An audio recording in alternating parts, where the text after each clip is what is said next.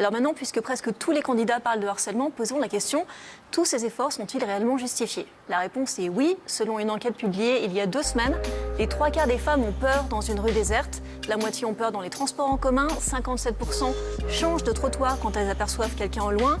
Cette peur, malheureusement, n'a rien de paranoïaque. 50% des femmes ont déjà subi une agression verbale et 14% une agression physique. Plus on est jeune, plus on vit en ville, plus on est à risque. Mais le harcèlement de rue existe absolument partout. Du coup, c'est logique que les candidats s'emparent du problème. Ils ont par ailleurs beaucoup à y gagner. La lutte contre le harcèlement est à la fois électoralement payante et hyper fédératrice, puisque personne n'est pour le harcèlement. Tout le monde est d'accord pour défendre les femmes. Reste à savoir comment les femmes aimeraient être défendues.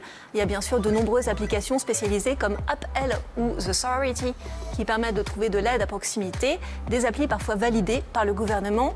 Cette méthode, cependant, ne s'adresse qu'aux victimes. En l'occurrence, c'est plutôt du côté de l'éducation des hommes que les femmes aimeraient que ça bouge. Plus de 9 sondés sur 10 aimeraient que des cours de sensibilisation sur les agressions sexuelles soient obligatoires au collège et au lycée.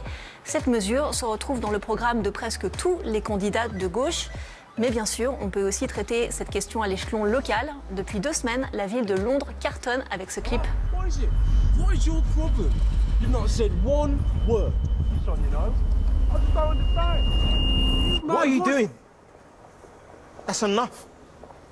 Male violence against women and girls can start with words, Only joking, bro. but it doesn't stop there. Let's go.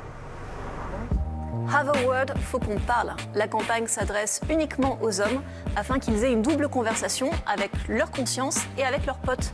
Demander aux hommes de se contrôler et pas aux femmes de faire attention, c'est ce que demandent les assos féministes depuis déjà des années.